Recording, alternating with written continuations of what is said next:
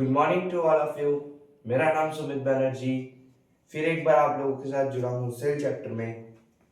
आज के लेक्चर में मैं डिस्कस करने वाला हूँ vacuole, centrosome and cell division. और आज मैं इस चैप्टर को खत्म करने वाला हूँ। बहुत लेक्चर्स लगे इस चैप्टर को खत्म करने में, लेकिन इससे क्या है, मैं आपको एकदम अच्छे से समझा पाया। ठीक है, तो आज हम लोगों का टॉपिक है वैक्यूल। सबसे पहले वैक्यूल से आप क्या समझते हो? मैंने आपको पहले लेक्चर में कहा था वोगल से याद करते हैं। तो ये एक single membrane bound cell organelle है। तो वोगल में 4 ऑर्गेनेल से, तो वो चारों ही सिंगल मेम्ब्रेन बाउंड है। अगर आपने पिछले लेक्चर्स नहीं देखे तो उन्हें प्लीज देखिएगा। Vacuole membrane is called tonoplast.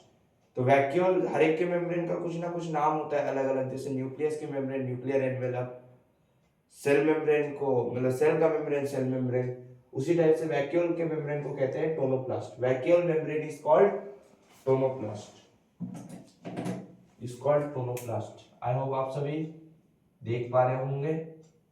In animal cell they will be smaller in size. छोटे होते हैं साइज में, छोटे होते हैं इस टाइप से होते हैं, इस टाइप से होते हैं, छोटे होते हैं साइज में, बट ज्यादा नंबर में होते हैं, more in number. Small in size, more in number. किसके केस में? एनिमल सेल के केस में। Very important point, star mark कर लीजिए। सिर्फ एनिमल सेल के केस में ये छोटा होगा साइज में और ज्यादा होगा नंबर में। More in number, small in size, more in number, small in size. Now in mature plant cell vacuoles are present on in matured plant cell vacuoles are present. Matured plant cell में vacuoles present होता है, इमैच्योर्ड में नहीं होता। Matured लिखा है मतलब matured में ही होता है। वैक्यूल्स क्या होता है? प्रेजेंट होता है। इसमें भी होता है लेकिन प्रेजेंट होता है। One central vacuole is present. One central मतलब एक ही वैक्यूल लेकिन बहुत बड़ा वाला। कितना ऑक्यूपाई करता है? सेल का 80 to 90% हिस्सा ये ऑक्यूपाई करता है vacuole. In plants meristematic cells, meristematic tissue आपको पढ़ना है टिश्यू चैप्टर में। यहां पर लेकिन सेल लिख दिया, कोई दिक्कत नहीं, एक टाइप का सेल ही है क्योंकि इसके भी न्यूक्लियस वगैरह होता है। तो मेरिस्टेमेटिक सेल जो है, टिश्यू भी कह सकते हो, कोई बात नहीं है। ठीक है, ये क्या करता है? वैक्यूल को लैक करता है, वैक्यूल को जनरली लैक करता है। ये आप लोग टिश्यू चैप्टर में मैं आपको बता था, लेकिन यहीं पर थोड़ा सा बता दिया। लैक करता है, और अगर प्रेजेंट होता है, प्रेजेंट हो सकता है, तो ज्यादा प्रोमिनेंट नहीं होता, ज्यादा डिस्टिंक्ट नहीं होता। प्रोमिनेंट का मतलब ज्यादा इंपॉर्टेंट नहीं होता, मतलब वो कोई रोल अदा ही नहीं कर रहा सेल के लिए, वो कोई रोल प्ले ही नहीं कर रहा। आई होप आप सभी को क्लियर हो गया होगा। एक बार स्क्रीनशॉट ले लीजिए।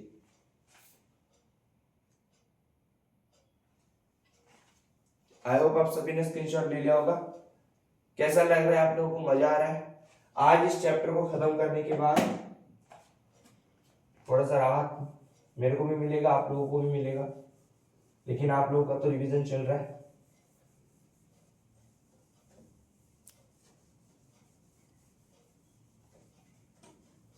और हमेशा जब भी मेरे वीडियोस देखे आप लोग, कॉपी लेके जरूर बैठिए, मेरा हो या किसी का भी देखे। उससे क्या होता है, आप नोट्स बना सकते हैं। आपको नोट्स से ही कई सारे आंसर्स मिल जाते हैं क्वेश्चंस का। Now we are going to discuss functions of vacuoles. Vacuoles के फंक्शन हम डिस्कस करने वाले हैं। Functions of vacuole, functions of vacuole, functions of vacuole. क्या फंक्शन है वैक्यूल से? आप क्या समझते हैं? जनरली एक टाइप का स्पेस है, जनरली एक टाइप का स्पेस है, खुला खुला है, स्पेस है। तो क्या फंक्शन हो सकता है? एक तो फंक्शन है इट हेल्प्स इन स्टोरेज। थोड़ा बड़ा लिखता हूं।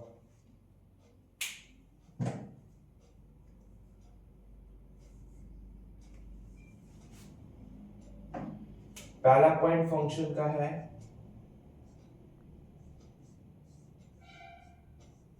It helps in storage. Space है, खुला खुला है, जगह है, तो स्टोरेज में तो मदद करेगा। स्टोरेज मतलब रखना, ठीक है।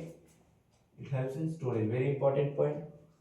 Second point, it provides turgidity to the cell. अब ये मैच्योर प्लांट सेल में भी प्रेजेंट है और एनिमल सेल में भी, तो दोनों में ही करता है, इसलिए मैंने स्पेसिफिकली किसी का नाम नहीं लिखा. It provides turgidity to cell. Turgidity means kind of strength कह सकते हो, प्रोटेक्शन कह सकते हो. ठीक है. Then third and the last function, और भी कई सारे हैं, आप अगर आपको पता है तो आप लिख सकते हैं. It helps in cell elongation. Cell elongation में मदद करता है. सेल एलोंगेशन का मतलब बढ़ना, चाहे वो विड्थ में हो चाहे वो लेंथ में हो, बढ़ना बस. ठीक है. तो जो सेल एलोंगेशन है उसमें कौन मदद करता है? वैक्यूल. वैक्यूल क्या है? जनरली एक स्पेस है. तो ये तीन फंक्शन है. It helps in storage, turgidity provide करता है सेल को, टर्जिडिटी. ठीक है. फिर ये सेल एलोंगेशन में भी मदद करता है. सेल एलोंगेशन, आई होप आपको क्लियर हो गया होगा. मैं साइड हट जा रहा हूं, स्क्रीनशॉट ले लीजिए. आई होप आप सभी ने स्क्रीनशॉट ले लिया होगा. चलो मैं आगे बढ़ता हूं. आप सभी को समझ में आ ही रहा होगा. अगर कोई डाउट्स हो कमेंट बॉक्स में जरूर लिखिएगा. मैंने कहा है कमेंट बॉक्स आप ही का है. ठीक है. एक बहुत ही इंपॉर्टेंट टर्म मेरे को आपके साथ शेयर करना था, जो वैक्यूम रिलेटेड है. हो सकता है आपसे सवाल पूछ ले. आपने कॉन्ट्रैक्टाइल वैक्यूम के बारे में सुना है? कॉन्ट्रैक्टाइल वैक्यूम, अगर सुना है तो बहुत अच्छा है, आपको पता होगा. नहीं सुना तो बता देता हूँ. CONTRACTILE vacuole. तो वैक्यूल है contracted vacuole. It provides osmoregulation.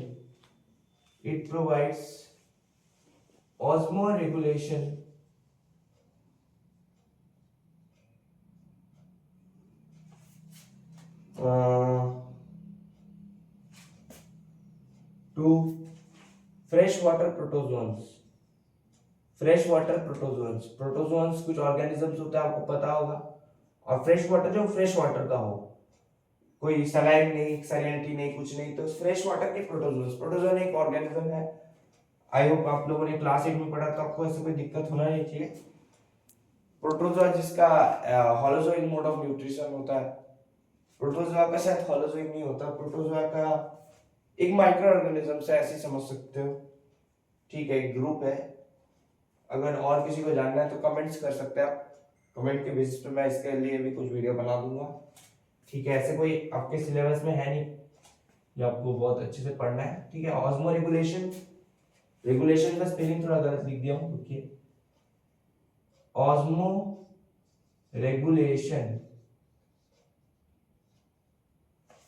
Regulation to fresh water protozoa.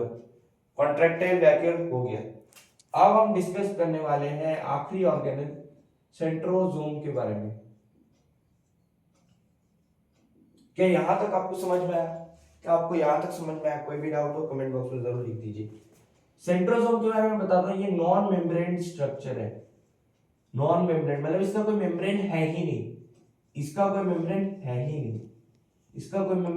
नहीं. इसको कैसे याद रखते हैं? सोम ब्रदर्स बोल के बोला था, याद रखने. राइबोसोम का भी कोई मेम्ब्रेन नहीं होता, membraneless structure. Centrosome is also membraneless structure, इसका भी कोई मेम्ब्रेन नहीं होता. सेंट्रोजोम हर एक यूकैरियोटिक सेल में प्रेजेंट है और हर एनिमल सेल्स में भी प्रेजेंट है. लेकिन इसमें भी एक एक्सेप्शन है, जो हर एक केस में एक्सेप्शन नजर आता है, जिसके अंदर उसके अंदर इधर भी एक्सेप्शन है. समझ रहे हो ना मैं क्या कहना चाहता हूँ? चलो लिखाता हूं तो और अच्छे से समझ में आएगा. सेंट्रोजोम, अरे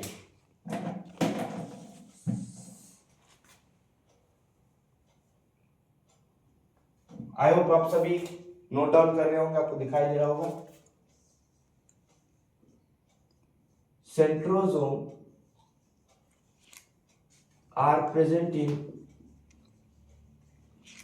ऑल यूकैरियोटिक सेल्स, यूकैरियोटिक जिसका वेल डेवलप्ड न्यूक्लियर मेम्ब्रेन होता है, हिस्टोन प्रोटीन भी होता है, ठीक है, वो यूकैरियोटिक सेल्स थे। आपको पता होगा, डिफरेंस भी दिखाया था, शुरू से देखिए आपका कॉन्सेप्ट होगा, बेसिक्स क्लियर हो जाएगा।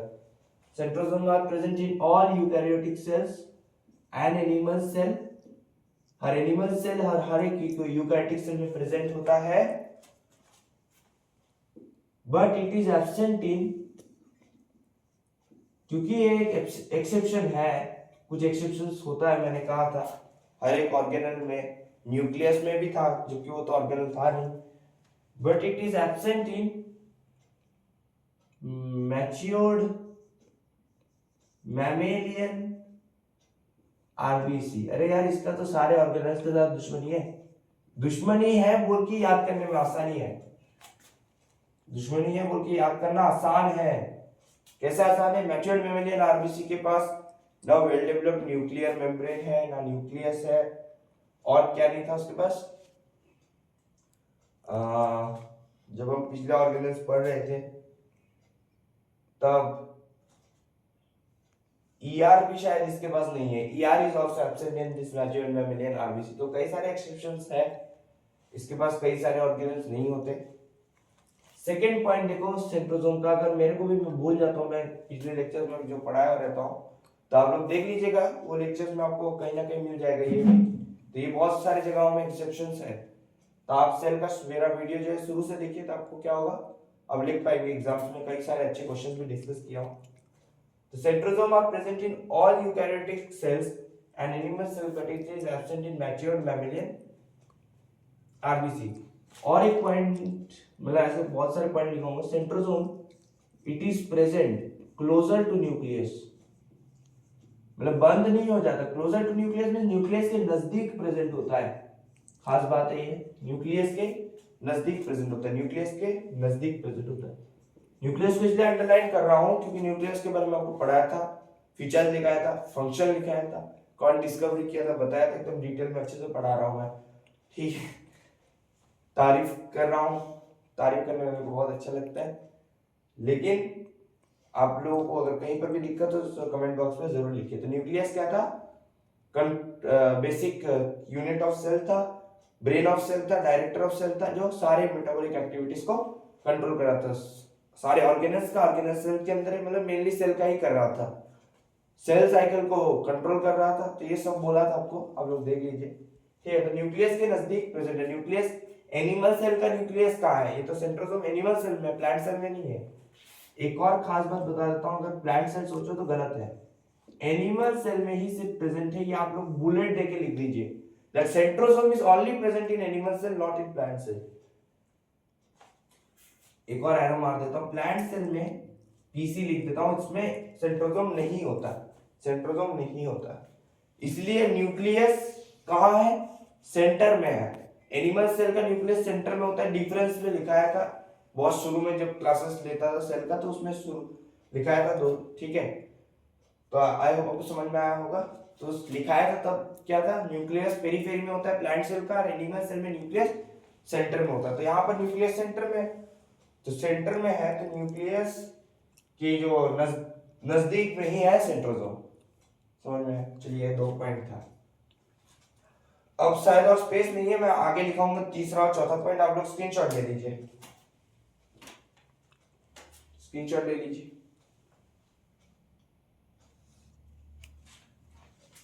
चलिए, इसको मैं मिटा दे रहा हूं। आई होप आप सभी ने स्क्रीनशॉट ले लिया होगा, समझ भी लिया होगा। अगर आपसे सवाल पूछे सेंट्रोसोम इज एब्सेंट इन, फिर ऑप्शंस दे दे धीरे धीरे, यूकैरियोटिक सेल, प्रोकैरियोटिक, तो ध्यान से ऑप्शंस को पढ़ना, उस हिसाब से आप आंसर देना। प्लांट सेल में एब्सेंट होता है, प्रोकैरियोटिक सेल में भी शायद एब्सेंट होता है, क्योंकि प्रोकैरियोटिक सेल का एग्जांपल ही प्लांट है। एक बार आप लोग चेक कर लीजिएगा, आपको जो अगर इस टाइप से क्वेश्चन आए और आप फंस जाए तो आप कमेंट बॉक्स में लिख सकते हैं, एमसीक्यूज आते हैं ऐसे। तो सेंट्रोसोम हम बता रहा था मैं, सेंट्रोसोम का तीसरा पॉइंट क्या है? सेंट्रोसोम के कुछ छोटे छोटे यूनिट्स होते हैं, पहला नहीं, पहला और दूसरा मैंने लिखा दिया, ठीक है, स्क्रीनशॉट आया होगा, आप लोगों ने दे लिया होगा। तो सेंट्रोसोम का जो तीसरा पॉइंट है, जो छोटे छोटे कुछ यूनिट्स होते हैं, छोटे छोटे पार्ट्स होते हैं सेंट्रोसोम के, जैसे सेंट्रियोल्स बोलते हैं जिन्हें, तो ऐसे दो सेंट्रियोल्स, टू सेंट्रियोल्स लाई, लाई मतलब रहते हैं, मतलब एक टाइप से है, लाई परपेंडिकुलर टू ईच अदर, एक दूसरे के परपेंडिकुलर है। कहने का मतलब सिलेंडर शेप का होता है, तो सिलेंडर शेप का है। चलो देखो,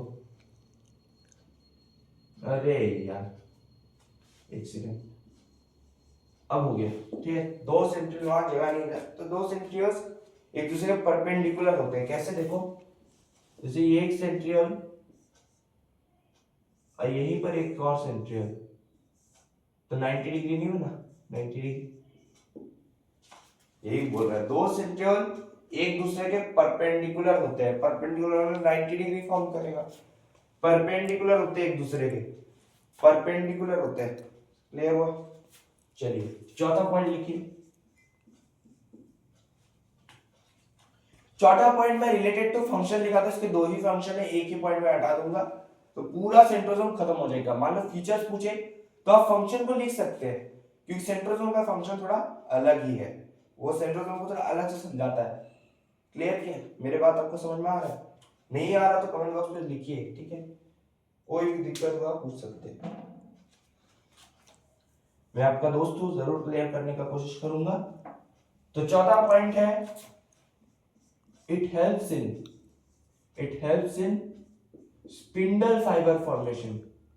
स्पिंडल एक फाइबर है, फॉर्मेशन, उसका फॉर्मेशन में हेल्प करता है, and it helps in spindle fibre formation and cell division. Cell division में ये भी मदद करता है, कई सारे ऑर्गेनल्स करते हैं, मैंने बता चुका हूं, ठीक है, वेरी इंपॉर्टेंट। बीच में एक लाइन खींच देता जिससे कंफ्यूज ना हो। 3 और 4 पॉइंट है, एक और दो लिखा दिया, this is third and fourth point, and centrosome खत्म, सेंट्रोसोम ऑर्गेनल खत्म कर दिया, इसका कोई और खास आपको जानना नहीं है। आपका टास्क रहेगा, कुछ सर्च आप भी मारिए, ठीक है, कि इसका डिस्कवरी किसने किया। मैंने कई सारा का डिस्कवरी बताया है, इसका डिस्कवरी कौन किया, कब किया, ईयर। अगर नहीं किया तो ओके, मिल नहीं रहा तो फिर बोलना, ऐसे आप लोग भी थोड़ा सर्च करिए। नाउ मैं हट जा रहा हूं, आप लोग स्क्रीनशॉट ले लीजिए।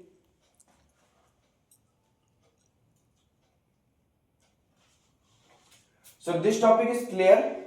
I hope this topic is clear. Now मैं इसे मिटा रहा हूं। Centrosome is now completed.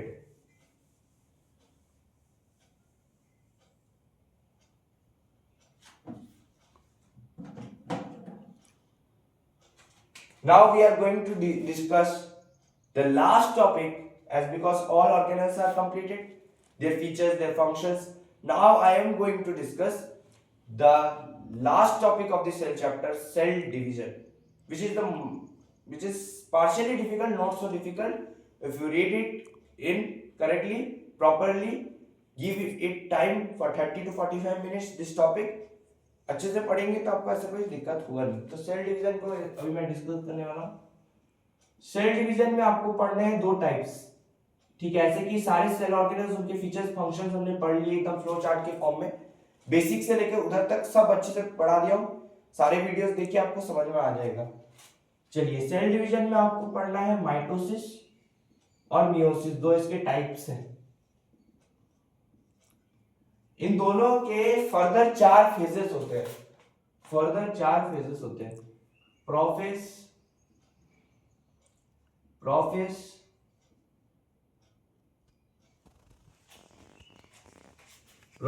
Metaphase,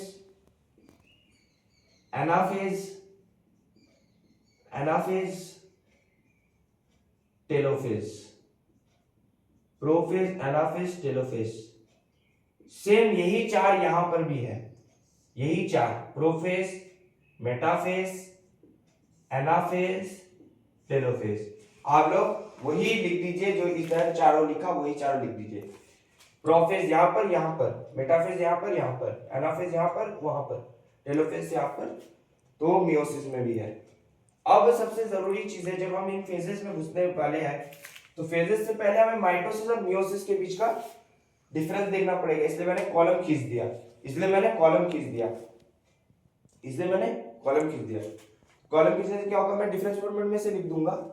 आप लोग जल्दी से जल्दी इसका स्क्रीनशॉट ले लीजिए और ये चीज लिख लीजिए, ठीक है, क्योंकि इंट्रोडक्शन है। चलिए स्क्रीनशॉट ले लीजिए, ठीक है। माइटोसिस मियोसिस के कई सारे डिफरेंसेस है, अच्छे से बताऊंगा जिससे एग्जाम्स में आपसे अगर पूछे तो आप लोग लिख पाए। आई होप आप सभी ने नोट डाउन कर लिया होगा।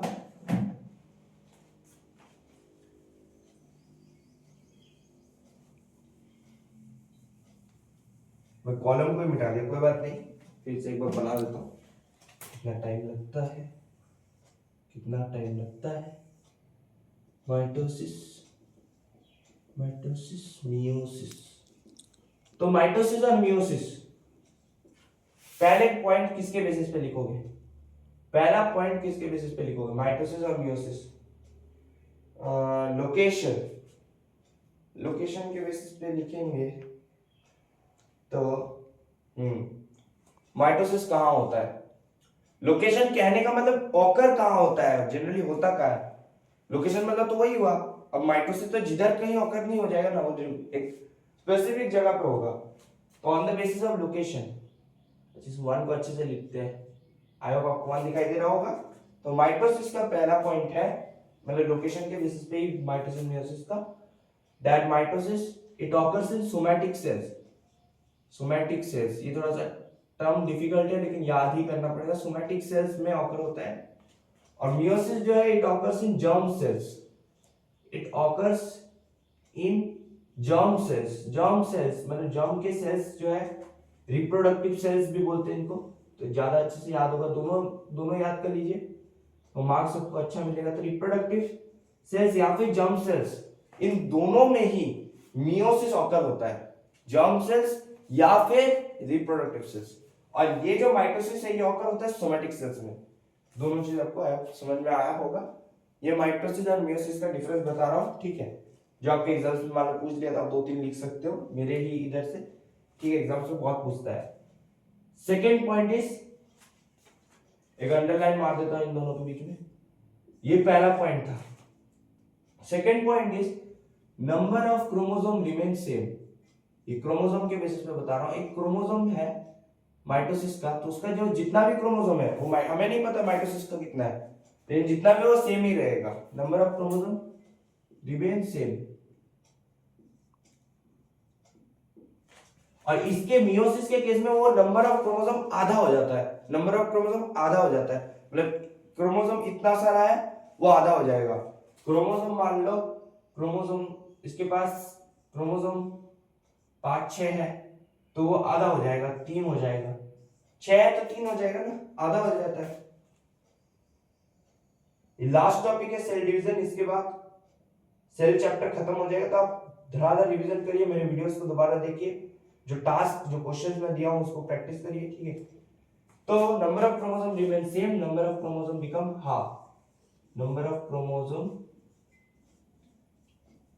हाफ। आई होप आप सभी को क्लियर हो रहा होगा, आधा हो जाता है। तीसरा पॉइंट भी इधर ही लिख देता हूं, हो जाएगा तीसरा पॉइंट हो जाएगा। एक तो सोमैटिक सेल्स में होता है। माइटोसिस कैसा डिवीजन है? माइटोसिस को हम लोग मानते हैं इक्वेशनल डिवीजन, और मियोसिस कैसा डिवीजन है? वो रिडक्शनल। इतना अच्छे से बोर्ड रखो तो आप लोग समझ पा रहे होंगे, ठीक है। आपको याद करना पड़ेगा, इसमें कुछ समझाने का है नहीं। तो माइटोसिस क्या है? एक इक्वेशनल डिवीजन है। माइटोसिस इज इक्वेशनल डिवीजन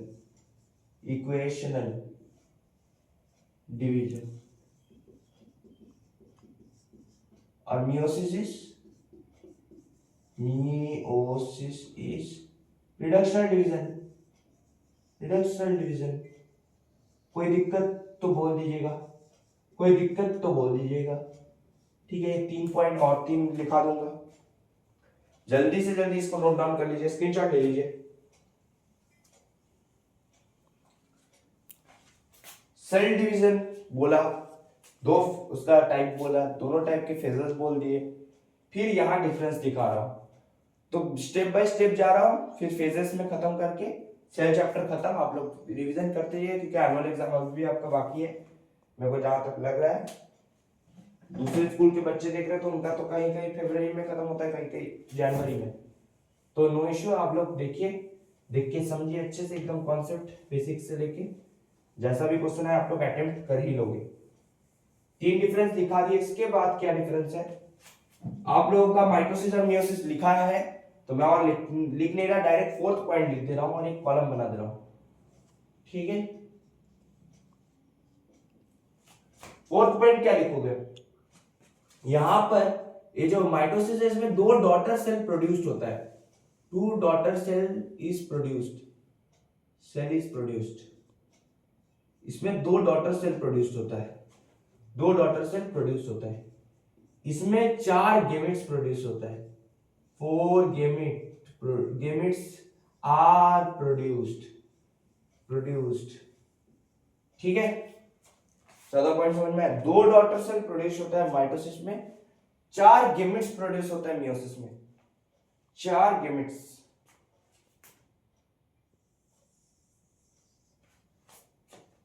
ये चौथा पॉइंट था। इसके बाद 5वां पॉइंट, एक वेरिएशन बोल की चीज होता है, वेरिएशन।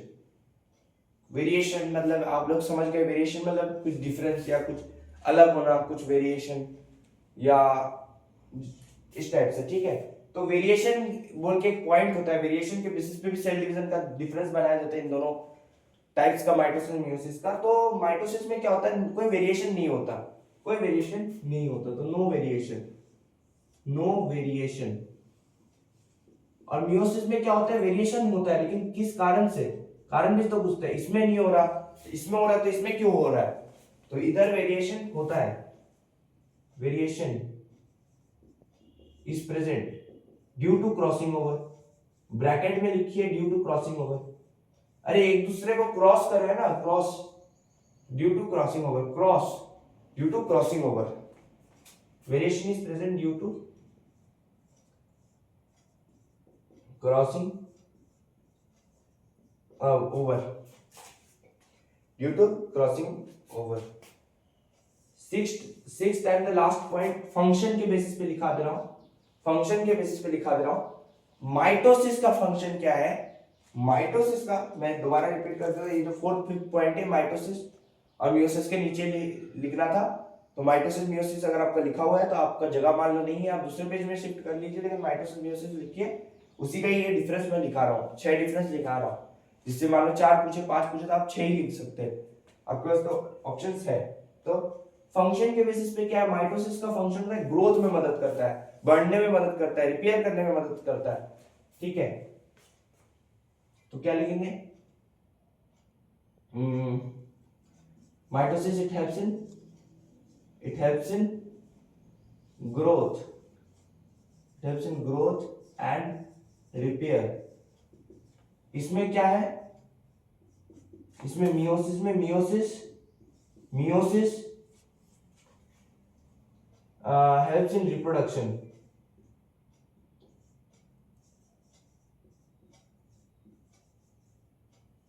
अगर कुछ दिक्कत हो या मेरे से कुछ गलती हो तो कमेंट बॉक्स में जरूर लिखिएगा, ठीक है। तो रिप्रोडक्शन में मदद करता है मियोसिस, माइटोसिस करता है ग्रोथ में, बढ़ने में, रिपेयर करने में, कुछ अगर मान लो इधर उधर हो गया तो उसको रिपेयर करने में मदद करता है माइटोसिस, ठीक है। आपको समझ में आ गया मेरे को विश्वास है, चलिए स्क्रीनशॉट ले लीजिए। ये 6 डिफरेंस अगर मान लो 4 पूछे 3 पूछे तो आप बड़े ही आराम से, बड़े ही अच्छे से लिख सकते हैं, मेरे को पूरा विश्वास है।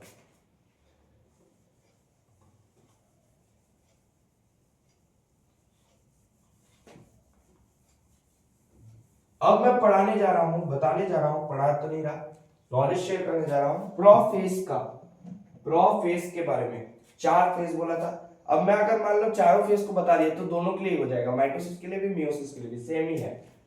तो प्रोफेज था पहला फेज, प्रोफेज था पहला फेज, पहला एकदम पहला। तो प्रोफेज को के 2 ही पॉइंट्स डिस्कस करूंगा, वेरी इंपॉर्टेंट, समझाऊंगा अभी दोनों पॉइंट जो है, उससे प्रोफेज खत्म हो जाएगा। पहले तो प्रोफेस एक ऐसा जगह है, इनिशिएशन होता है यहाँ पर, initiation of condensation, initiation of condensation of chromosomal material. यहां पर क्रोमोसोमल मटेरियल बनता है, यहां पर क्रोमोसोमल मटेरियल इनिशिएशन होता है। प्रोफेस का लास्ट पॉइंट मतलब सेकंड पॉइंट क्या है, एक तो ये समझ में आ गया होगा। सेकंड पॉइंट है जब इसका अंत होता है, इस फेज के एंड में, जब आप इसको माइक्रोस्कोप में देखोगे, किस माइक्रोस्कोप में, इलेक्ट्रॉन में देखो, कंपाउंड में देखो, देखोगे तो तुम्हें नहीं दिखाई देगा या तुम्हें ये देखने नहीं देगा माइक्रोस्कोप, ना गोल्जी कॉम्प्लेक्स, ना न्यूक्लियोलस, ना न्यूक्लियर एनवेलप, ना एंडोप्लाज्मिक रेटिकुलम, ये कुछ पार्ट्स, ये कुछ ऑर्गेनल्स नहीं दिखाई देगा आपको, ठीक है। तो ये भी एक very important point about prophase. So at the end of prophase के एंड में, at the end of profess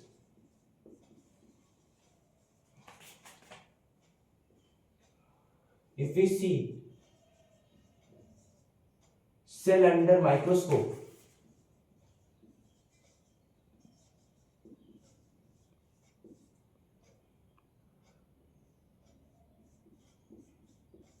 do not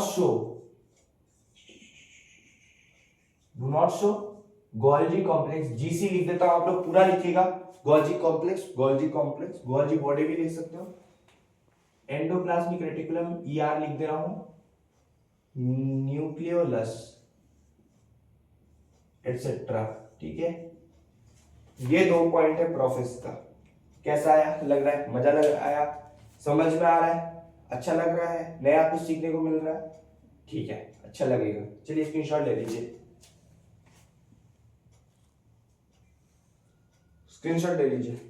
I hope आप सभी ने स्क्रीनशॉट ले लिया होगा, मैं मिटा रहा हूं प्रोफेस के बारे में। अब हम जाते हैं, आगे बढ़ते हैं। प्रोफेस के बाद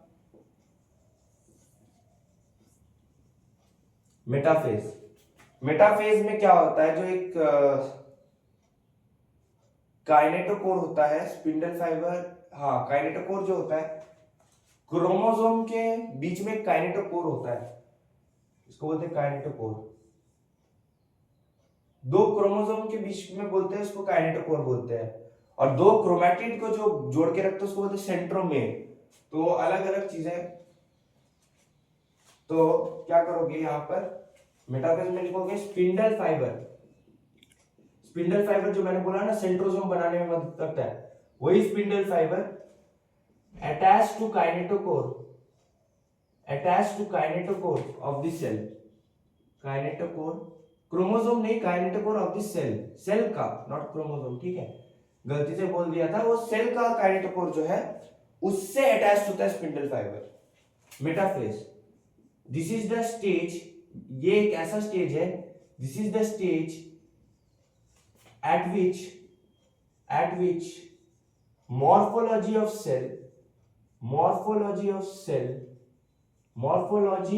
cell is easily studied, easily जो है पढ़ा जा सकता है, जाना जा सकता है, स्टडीड मतलब देखा जा सकता है, एनिमल हो, प्लांट हो, यहाँ पर जो है ये एक ऐसा स्टेज है जहां पर मॉर्फोलॉजी को अच्छे से स्टडी किया जा सकता है। ये है मेटाफेज के पॉइंट्स, क्विकली स्क्रीनशॉट ले लीजिए, आई होप आप सभी को समझ में आ रहा होगा। चलिए मैं बताने जा रहा हूं क्योंकि क्विक करना है मेरे को। तो दूसरा फेज भी इसी तरीके से खत्म हुआ, क्योंकि 2 पॉइंट्स हर एक का बता रहा हूं तो ज्यादा टफ होगा नहीं और बड़ा आसानी से खत्म हो गया। तीसरे को थोड़ा ब्लू से लिखा रहा हूं, एनाफेज। एनाफेज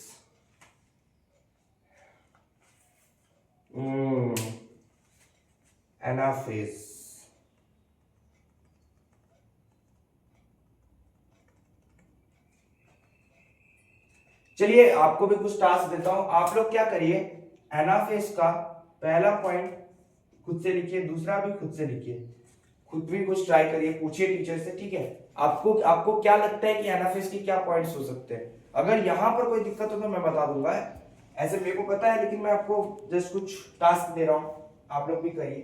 टेलोफेज को बता देता हूं। Telophase is totally opposite of prophase. तो इसके पॉइंट्स लिखाना भी कोई मतलब नहीं होता, लेकिन फिर भी लिखा देता हूं, बड़ा ही आसानी से आप लोग लिख दोगे। ऑपोजिट बोल दिया मतलब आसान है लिखना, जस्ट ऑपोजिट है प्रोफेज का, जो जो पॉइंट लिखा है उसका ऑपोजिट। जैसे यहां था, उधर था initiation of condensation of chromosomal material, यहां होगा initiation of डीकंडेंसेशन of chromosomal material. देखो कैसे लिखना है, पहला पॉइंट लिखना है इनिशिएशन यहां पर भी होगा of डीकंडेंसेशन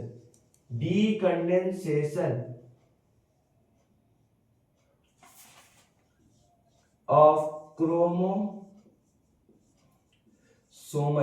chromosomal material. Initiation of decondensation of chromosomal material. Second and the last point of telophase is इधर जैसे उधर दिखा नहीं दिखता था फेस के अंत में, ना गोल्गी कॉम्प्लेक्स, ना न्यूक्लियोलस, ना ईआर, यहां पर दिखाई देता है। So at the end of this phase, अंत इस फेस का, at the end of this phase when viewed under microscope under microscope के अंदर व्यू होता है, clearly show Golgi complex GC. आप लोग पूरा लिखिए, ईआर एंडोप्लाज्मिक रेटिकुलम, दो बार मत लिख लेना। ER endoplasmic reticulum full form है न्यूक्लियोलस, एक कंपोनेंट था न्यूक्लियस का, एटसेट्रा। स्पेरिकल स्ट्रक्चर बोला था, पिछले लेक्चर देखेंगे तो आपको समझ में आ जाएगा। तो यही कुछ पॉइंट्स थे टेलोफेज के, यही कुछ पॉइंट्स थे, आपको बता दिए अच्छे, ठीक है, सारे पॉइंट बता दिए। एनाफेज का खुद लिखने का कोशिश करिए, ठीक है, ये आपका टास्क रहेगा।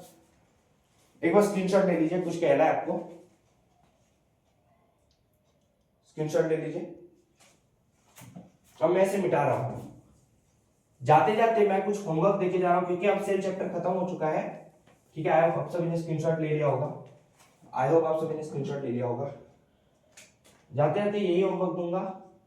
पहला होमवर्क, राइट एटलीस्ट 3 डिफरेंस, अरे यार मर गया marker. Right at least 3 difference between को शॉर्ट फॉर्म में ऐसे लिखते हैं, बीईटी, इसके ऊपर है, चलो ठीक है, फुल ही लिख देता हूं, समझने में दिक्कत हो। बिटवीन माइटोसिस एंड मियोसिस, इनके बीच 3 डिफरेंस आपको लिखना है, ठीक है। ये आपका टास्क रहेगा, होमवर्क रहेगा, ठीक है। Second question is, who discover histone, आपको याद है कि नहीं? अगर नहीं याद है तो पूरे लेक्चर्स देखिए अच्छे से, इस उधर से क्वेश्चन फ्रेम कर रहा हूं। Who discovered histone protein and when, ये क्वेश्चन है, कब और कौन किया। और एक क्वेश्चन लिखिए,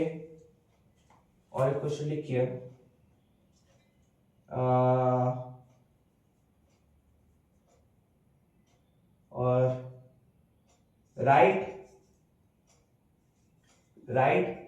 at least 1 function of centrosome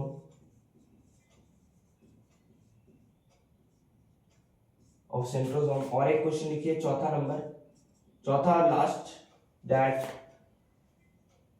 1 function of centrosome. Right a short note लिखना है, मतलब कुछ फीचर्स, फंक्शंस, उसके बारे में, कौन डिस्कवर किया। Right a short note of lysosome. This is your homework, पक्का कर लीजिएगा। जो होमवर्क पिछले लेक्चर में दिए वो भी कर लीजिएगा, प्रैक्टिस होगा, नोट्स बनेगा, ठीक है, स्ट्रांग होगा आपका बेसिक्स। आपका अगर एग्जाम से यही क्वेश्चन आ गए कुछ कॉमन, ठीक है, तो कहना जरूर कमेंट बॉक्स में कि यही आया है, ठीक है। और एनसीईआरटी बुक से अच्छा कुछ है नहीं, उसको 2-3 बार पढ़िए तो सेल चैप्टर आपको क्लियर हो जाएगा। ऐसे कुछ डिफिकल्टीज यहाँ पर है नहीं। एनाफेज को एक बार देख लीजिएगा, अगर नहीं पॉसिबल हो या प्रॉब्लम हो रहा हो तो कमेंट बॉक्स में जरूर लिखिएगा। मेरे को आप लोगों के ऊपर विश्वास है, आप लोग 100% स्कोर करोगे साइंस में इन एनुअल एग्जाम्स, 80 हो चाहे 100 हो। ठीक है, अभी आप लड़ाई में उतर चुके हो तो पीछे मत हटना। तब तक के लिए थैंक यू एंड बाय।